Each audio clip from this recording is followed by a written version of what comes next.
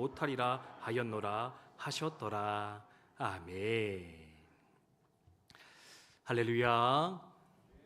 네, 우리 수요 교회 예배 오신 여러분 주님의 이름으로 환영합니다. 하나님께서 예배하신 사랑과 은혜가 충만히 부어지는 복된 이 시간 되기를 주님의 이름으로 축원드립니다. 우리는 계속해서 우리 안에 있는 7가지의 큰 죄, 하나님과 우리를 갈라놓는 치명적인 죄의 목록에 대해 함께 묵상을 하고 있습니다. 교만과 시기, 분노와 탐심, 그리고 논란 많았던 탐식을 지나서 오늘은 6번째 시간이 되겠는데요. 오늘 함께 다룰 죄의 목록 주제가 무엇이냐? 바로 나태함, 게으름, 그것 또한 무서운 죄악이라 가르치는 것을 볼 수가 있습니다. 게으름, 나태함도 치명적인 죄다.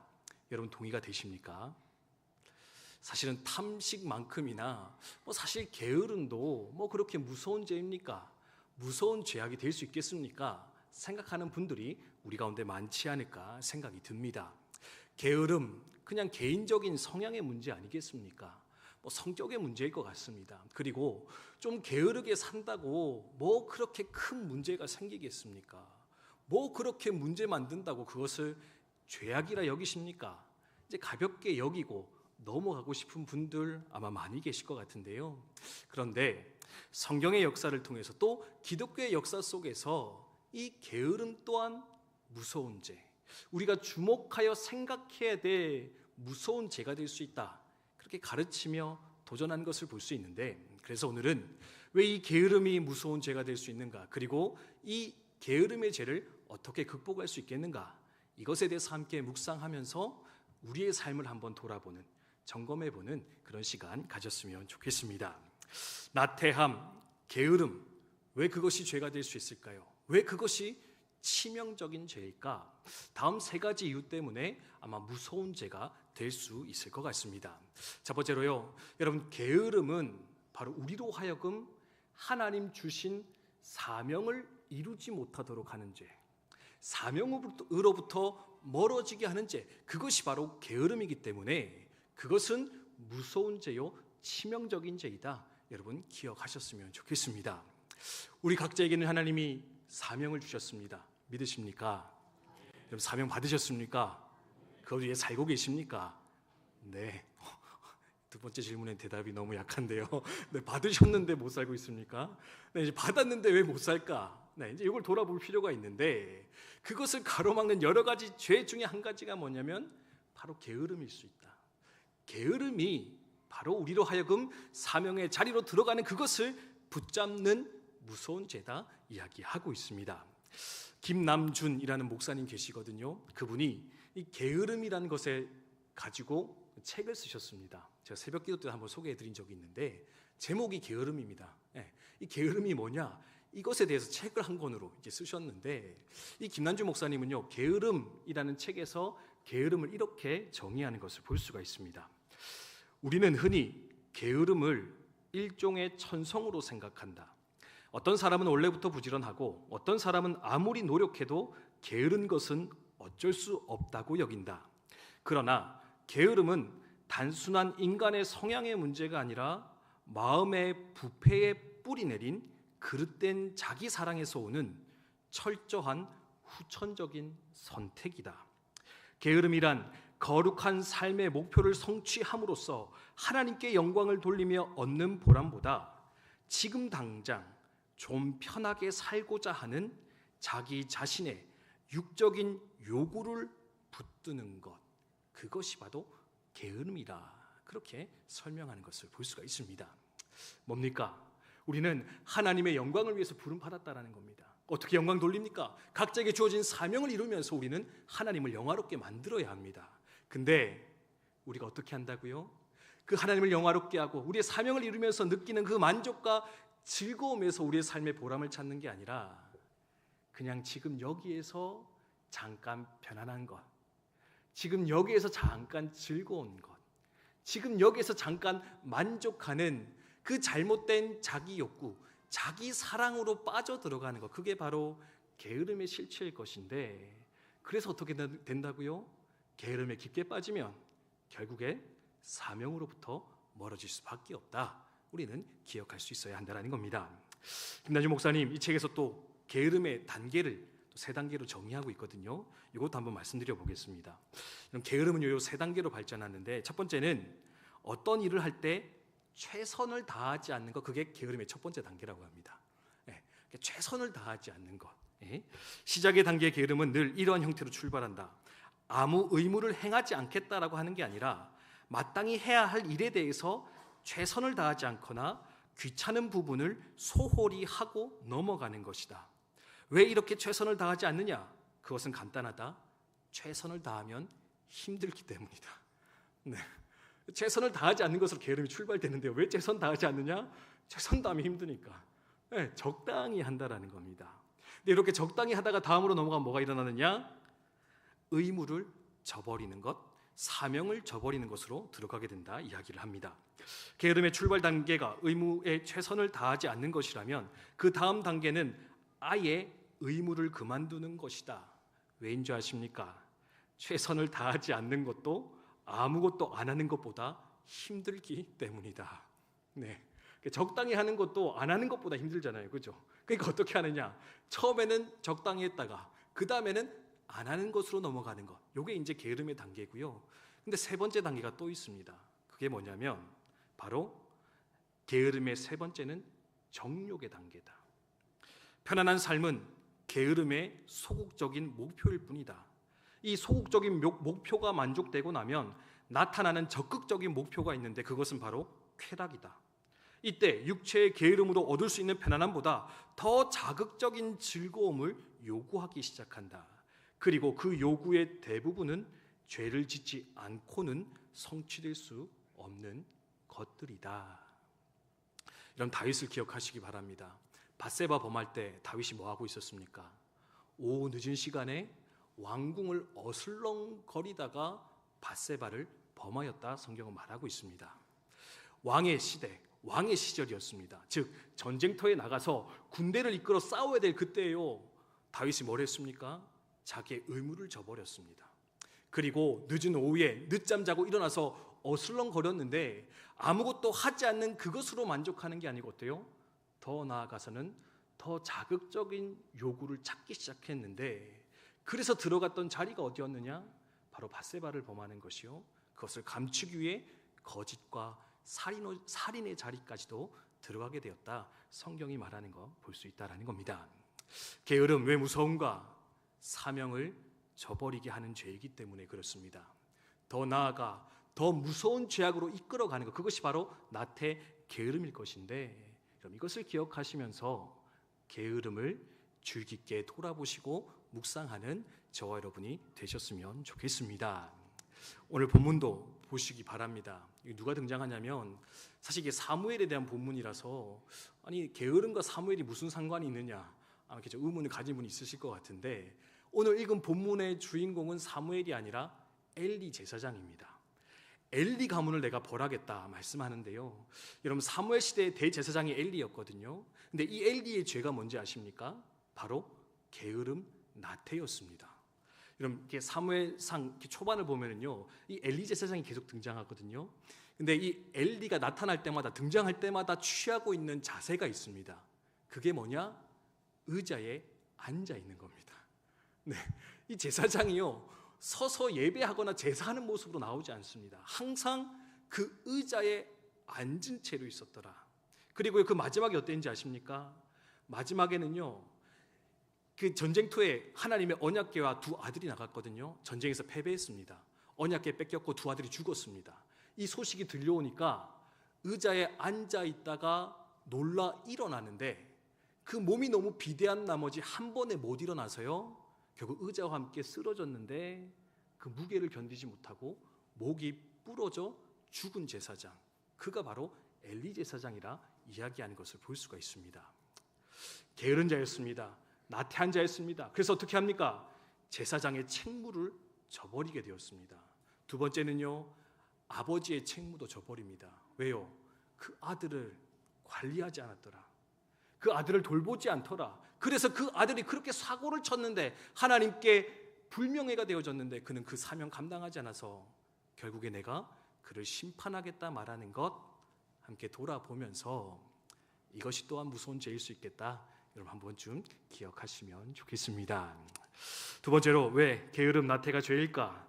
이 게으름은요, 우리가 붙들어야 될 가장 큰 계명을 또한 이루지 못하게 하는 죄, 그것이 바로 게으름이기 때문에 우리는 이것을 또한 주의하여 조심해야 된다. 여러분 기억하면 좋겠습니다. 여러분 우리가 붙잡아야 될 가장 큰 계명 뭔지 아십니까? 우리가 지켜야 될 가장 큰 계명, 성경에서 가장 큰 계명이다 예수님께서 말씀해 주셨는데, 네 맞습니다. 할렐루야. 그렇죠? 서로 사랑하라. 네. 근데 우리끼리만 사랑하면 되겠습니까? 그렇죠. 내 이웃을 내 몸과 같이 사랑하는 것. 그리고 그 앞에 하나가 더 있는데, 그렇죠. 하나님을 사랑하라. 네. 하나님 사랑, 이웃 사랑. 감사합니다. 네. 이게 제일 큰 계명이잖아요. 그죠? 네. 하나님을 마음과 정성과 뜻을 다해 사랑하고요. 내 이웃을 내 몸과 같이 사랑해야 됩니다.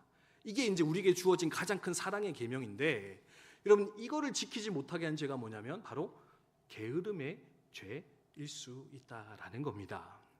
여러분 사랑하되 어떻게 하라고요? 마음과 정성과 뜻을 다해야 됩니다. 이웃을 사랑해야 되는데 내 몸과 같이 사랑해야 된다는 겁니다. 그럼 여러분 부지런해야 될까요? 부지런하지 않아도 될까요? 네, 부지런 안 해도 되는데 이런 얘기하면 지금 되게 분위기가 더 험악해지겠죠, 그죠? 네, 그래도 지금 약간 오늘따라 좀 더 피곤해 보이시는 여러분 앞에서 이 나태함을 혼자 이렇게 막 열렬히 설교한다는 것 자체가 좀 쉽지 않은 것 같은데, 네, 이게 그렇죠? 부지런해야 사랑도 할 수 있습니다. 네, 여러분 연애할 시절 생각해 보십시오. 네, 저도 이제 말씀 준비하면서 사랑도 부지런해야 할 수 있다. 네, 제 연애 시절 생각하니까 좀 이렇게 이해가 되더라고요. 네. 저희 와이프 이제 만나서 결혼 한번 해보겠다고 제가 열심히 참 돌아다녔었거든요. 네, 저희 와이프가 홍대 쪽 살았고 저희 신학교가 이제 광나루 이제 강동 쪽에 위치하고 있었는데, 이제 그 길을 매번 이렇게 지하철과 택시와 네, 수많은 방법으로 이렇게 오가면서 그 전날 한 12시쯤 막차 타고 집에 갔다가 첫 차 타고 막 달려와가지고 아침밥 제공하고, 네, 심지어 저희 어머니 부산에서 요양하고 계셨는데 KTX 타고 올라와가지고 2시간 보고 내려가고, 네. 그때 열정이 지금 없어서 많이 욕을 먹고 있긴 한데, 네, 하여튼 다른 사랑의 형태로 바뀌었다. 이제 그렇게 고백은 하지만 사랑하면 어떻게 됩니까? 네, 부지런해진다라는 겁니다. 부지런해야 사랑도 할 수 있습니다.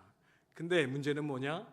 게으름에 빠지기 시작하면, 나태해지기 시작하면 이 가장 큰 계명, 이 소중한 계명인 하나님 사랑, 이웃 사랑의 계명도 어쩌면 우리가 이루어낼 수 없게 될지도 모르는데, 어쩌면 이것도 우리는 놓친 채 살아갈 수 있을 것인데, 그러므로 우리는 이 게으름을 주의하여 살펴볼 필요가 있겠다. 여러분 기억하면 좋겠습니다. 특별히 여러분 근면, 성실이라는 단어가 영어로 diligence, 네 맞습니까? 네, diligence. 영어 하기 싫은데 자꾸 이렇게 설명하려니까 나오네요. 딜리전스라는 단어를 쓰고 있거든요. 근데 이 딜리전스가 어디서 파생되어 나왔느냐? 라틴어의 딜리게레라고 하는 단어에서 등장을 했다고 합니다. 근데 이 딜리게라는 단어의 뜻이 뭐냐면 사랑하다라는 뜻이라고 합니다. 네, 근명성실, 사랑하는 것. 사랑하면 부지런해지고요. 바꿔 말하면 부지런해야 사랑도 할 수 있을 것인데, 그러므로 우리는 사랑의 뜻을, 계명을 이루기 위해서 게으름을 이기고 성실의 자리, 근면의 자리로 들어갈 수 있어야 된다. 여러분 기억하면 좋겠습니다. 마지막 세 번째로 게으름이 무서운 이유가 무엇이냐?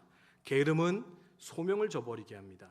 사랑의 계명을 저버리게 합니다. 세 번째는 하나님과 우리 사이의 관계도 결국에는 끊어놓게 만드는 것, 멀어지게 만드는 것, 그게 바로 게으름일 것인데, 그러므로 이것을 주의하여 살피고 조심하는 저와 여러분이 되셨으면 좋겠습니다.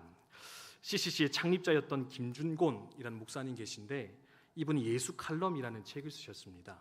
근데 거기 보면 이런 이야기가 등장하는데, 무슨 이야기냐? 내일 마귀 이야기가 등장을 하고 있습니다. 내일 마귀입니다. 내일 마귀. 왜 내일 마귀냐면은 이제 마귀들이 모여서 이렇게 회의를 했대요. 어떻게 하면 사람들을, 성도들을 하나님으로부터 멀어지게 만들 수 있을까? 어떻게 하면 사람들을 시험에 들게 만들까? 이제 모여서 회의를 했다라는 겁니다. 근데 젊은 마귀들은 모여서 한다는 소리가 뭐냐면, 저들에게 고난을 주자, 괴롭게 만들자, 위협을 해서 하나님 떠나게 만들자. 이제 막 이런 의견을 막 냈었는데 나이가 많은 연륜이 깊은 마귀 하나가 등장하더니 이런 의견을 내놓았다라고 합니다. 그가 내놓은 의견이 뭐냐? 이런 겁니다. 열심히 믿으라고 해라. 사람들 찾아가서 열심히 전도도 하고 열심히 기도도 하고 열심히 사랑도 하자라고 이야기하라. 근데요, 마지막에 한 가지를 덧붙이라는 겁니다. 그게 뭐냐? 열심히 사랑하자, 기도하자, 예배하자. 그러나 내일부터 하자. 기도도 해, 예배도 드려, 전도도 해. 근데 우리 내일부터 하자. 내일부터 해. 이 말 한마디면은요, 그냥 다 하나님 떠나게 만들 수 있다라는 겁니다. 그렇지 않겠습니까? 결심만 아무리 많이 하면 뭐겠습니까? 내일부터 해야지. 그러면은요, 아무 소용이 없는 겁니다. 내일 해야지, 내일 해야지. 그건 어떻게 됩니까? 내일 예배도 기도도 전도도 사랑도 내일 하려다 결국에는 하나님 품을 떠나게 되는 것, 그게 바로 우리의 현실일 것인데, 그러므로 우리는 이 게으름을 주의하여 살펴볼 필요가 있겠다. 그럼 신곡이라는 글을 쓴 단테가 있는데요, 이 신곡에서 게으름을 이렇게 이야기하고 있습니다. 게으름이 무서운 이유가 무엇이냐? 지옥으로 떨어진 사람의 특징이 뭐냐? 바로 내일 이야기하다가 회개하는 것도 내일로 미루는 바람에 구원받지 못한 사람들. 내일 회개해야지, 내일 회개해야지, 내일 해야지. 그러다가 구원받지 못하고 온 사람들, 찾아온 이들이 있는 곳이 바로 지옥이라 얘기하는 걸 볼 수 있는데, 내일 하려고 하는 그 마음, 게으름이 결국에는 하나님으로부터 우리를 멀어지게 할 수도 있다. 여러분 기억하시면 좋겠습니다. 자, 이제 세 가지 나누었는데요. 왜 무서운 죄인가? 조금 이렇게 느낌 오십니까? 이해가 안 되십니까 아직? 네, 저만 그렇습니까? 예, 무서울 수 있겠다. 네, 좀 이렇게 동의가 되시죠, 그죠? 네, 감사합니다. 자, 어쨌든 동의됐다 생각하고, 뭐 여기서 어쩔 수 없으니까 안 돼도 뭐 어쩔 수 없습니다. 네, 집에 가서 다시 한번 기도하시고 묵상하면서 생각해 보시고, 아무튼 소명과 사랑, 그리고 하나님으로부터 멀어지고 하는 것, 그게 바로 게으름일 수 있다. 그러면 이 게으름으로부터 우리 어떻게 벗어날 수 있을까? 또 마지막으로 세 가지만 간단히 살펴보고 마치도록 하겠습니다. 첫 번째로 게으름을 이기기 위해서 필요한 것이 무엇이냐? 바로 사명의식, 소명의식을 새롭게 회복하는 것. 이것이 바로 나태, 게으름으로 벗어나는 첫 번째 방법이다. 기억하시면 좋겠습니다. 게으름, 열심히 살아야지, 내일부터 기도해야지. 그럼 안 되죠, 그렇죠? 오늘부터 기도해야지. 네, 오늘부터 봉사해야지. 네, 열심히 살아야지. 열심히 해야지, 부지런히 움직여야지. 이런 결심만으로는 게으름을 이길 수 없다라는 겁니다. 왜 그러느냐? 이 게으름의 핵심적인 문제가 뭐냐면, 원인이 뭐냐면 결국에는 우리 안에 사라진 소명의식, 사명의식이 가장 중요한 핵심이요 원인일 것인데, 그래서 중요한 것이 뭐냐? 외적인 태도나 행위를 바꾸기 위해서 먼저 노력하는 것이 아니라 내 안에 있는, 내면에 있는 사명의식, 소명의식을 새롭게 함으로써 우리는 게으름으로부터 떠나갈 수가 있다, 벗어날 수 있다. 여러분 기억하시면 좋겠습니다. 여러분 이미 하나님께 받은 사명이 있다, 아까 고백하셨는데요. 그 사명, 그 소명 마음에 잘 붙잡고 이 땅을 살아가고 계십니까? 살아가고 계십니까? 네, 잃어버렸다면 이 시간 다시금 회복되어지는 은혜가 저와 여러분 가운데 충만하기를 주님의 이름으로 축원드립니다. 우리가 누굽니까? 왕 같은 제사장들입니다. 제사장이 뭡니까? 다리 놓는 사람이잖아요. 하나님과 세상을, 하나님과 영혼을 이어주는 그 영광스러운 일을 감당하는 것이 바로 우리들이다, 하나님 말씀하고 계신데, 여러분 왕 같은 제사장이 되어서 그 다리 놓는 사명, 다리 놓는 자의 사명을 잘 감당하며 살아가는 저 여러분 되시기를 주님의 이름으로 축원드립니다. 죽어가는 영혼들 살리는 사람 낚는 어부들입니다. 하나님의 동력자입니다. 하나님의 대리자입니다. 하나님의 대사라 이야기하며 이 땅 가운데 하나님의 나라를 세워가는 영광스러운 직분으로 우리 부름받아 이렇게 살아가고 있는데, 여러분 부디 내 삶을 한찮게 여기지 마시고요, 내 삶을 함부로 여기지 마시고 나를 향해 기대를 품고 계신 그 하나님의 시선, 그 기대의 마음을 다시금 우리 속에 회복하시어서 게으름을 넘어 소명의 자리, 사명의 자리로 달려가시는 저와 여러분 되셨으면 좋겠습니다. 두 번째로는 지금 여기에서 사랑하기를 선택하시기를 바랍니다. 어디서 하라고요? 지금 여기에서. 마귀가 뭐 어떻게 했죠? 내일 마귀. 마귀는 내일 하라 한다. 그래서 우리를 그걸 이기기 위해 어떻게 된다? 지금 여기서 사랑할 거다. 한 사람이라도, 한 영혼이라도, 작은 일이라도 하나님 오늘 여기서 내가 사랑하겠습니다.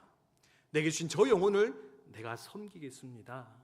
여러분 그런 마음으로 항상 사랑하기 위해서, 또한 하나님을 섬기기 위해서 깨어서 그것을 실천하여 나아가는 저 여러분 되셨으면 좋겠고요. 마지막 세 번째는 뭐냐?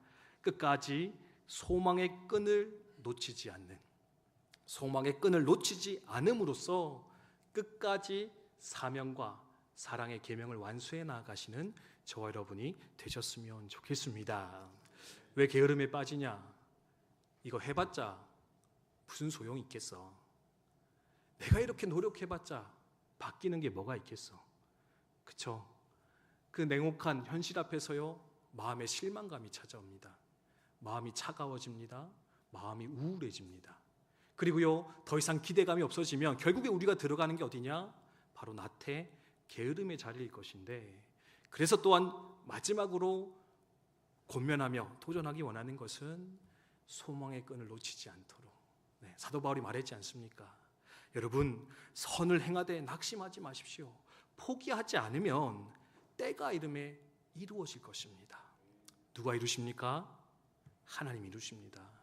내가 하는 섬김은, 내가 하는 수고는 너무나 하찮아 보이고 작아 보이고, 그래서 아무것도 못 바꾸는 것처럼 느껴지지만 하나님 그 작은 헌신을 들어서 큰 은혜의 역사로, 하나님 나를 세워가는 놀라운 기적의 밑거름으로 그것들을 지금도 하나하나 쌓아가시며 그때를 준비하며 기다리고 계실 것인데, 그러니 여러분, 내가 하는 수고가, 선행이, 사랑이 쓸모없다, 쓸데없다 여기지 마시고, 하나님 오늘 내가 작은 헌신 드리는데 이것을 통해서 하나님 놀라운 뜻 이루어 주십시오. 이루실 줄 믿습니다. 하나님의 때에, 또한 내 때가 되지 않는다면 내 자녀의 때 그것을 완성하실 것이고, 하나님 앞에 서는 그때 내 인생 바라보시며 잘했다 칭찬하시고 하늘의 상급으로 내 삶을 채워주실 것인데, 하나님 그거 바라보면서 끝까지 충성하여 살아가는, 끝까지 표대를 향해 달려나아가는 그런 우리의 삶이 될 수 있도록 주님 인도하여 주시옵소서. 함께 기도했으면 좋겠습니다. 말씀 마무리하겠습니다. 말씀 준비하는데요, 게으름에 빠질 수 있는 세대가 있대요. 가장 쉬운 세대가 있는데 그 세대가 뭐냐면 중년의 세대가 그럴 수 있다라고 이야기를 하더라고요. 물론 우리 아이들이 참 게으르죠, 그죠? 청년들도 게으른데 중년의 때가 되게 게으르기 쉬운 때다. 왜냐? 자녀도 다 크고 사회적으로 어느 정도 성공도 했고 내가 이룰 만큼 이루었다라는 생각이 들어오면은요, 우리가 들어가는 곳이 바로 게으름의 자리다. 그래서 중요한 게 뭐냐면 이 중년의 때에 우리의 삶의 목적을, 방향을, 내 삶을 새롭게 하나님 앞에 세워나가는 것, 이것이 우리 인생의 후반전을 결정하는 너무나 중요한 선택이 될 것이다 도전하는 것을 볼 수가 있습니다. 물론 이 중에는 중년도 계시고 아직 전반부를 사시는 분도 많이 계신 것 같은데, 언젠가는 또 찾아올 거잖아요, 그렇죠? 중년의 때가. 또는 이미 중년의 때를 살아가고 계시다면 나는 과연 인생의 후반부를 위해서 어떤 삶의 방향을 설정하고 있는가, 어떤 삶을 살아가겠다 다짐하고 있는가 한번 좀 돌아보시면서 여러분의 마음을, 생각을